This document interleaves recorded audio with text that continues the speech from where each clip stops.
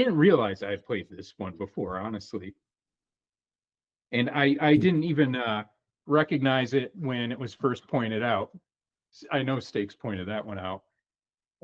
I recognized it. I could definitely recognize the scene when they were fighting on the bridge, though. By the end, and he was throwing people into what looked like low tide, muddy, inlet area. There was barely any water, and then just throwing people onto the ground.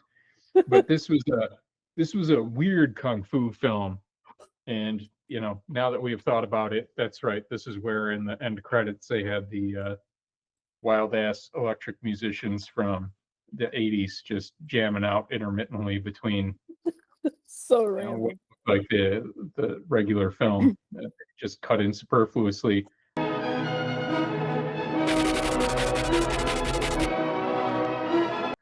But this film was a lot of ass beating, a lot of kung fu action, and the lead guy doing the kung fu was really quite good at it. We see an extended scene where he's just beating the shit out of a punching bag in front of a group of children until he knocks it off the chain.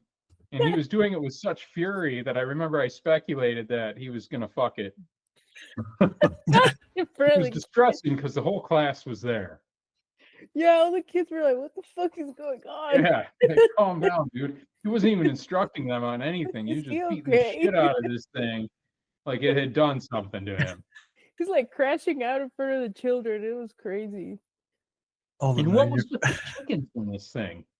There's this whole chicken theme going on. And he was in a restaurant too.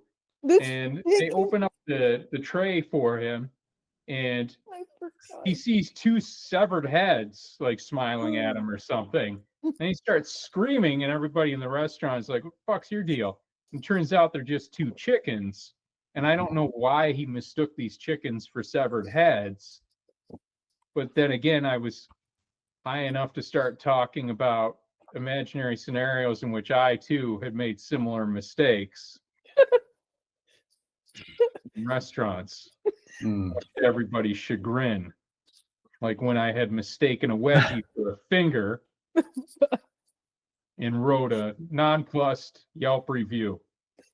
And I remember I really lost some people on the use of the word nonplussed. That was the sticking point for them.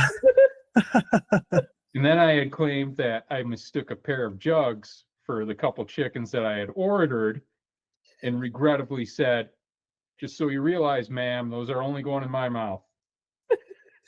And then she wrote a nonplussed review. And again, what people got from that was that I use words like nonplussed. Okay. Let's all go to the lobby to get ourselves a treat.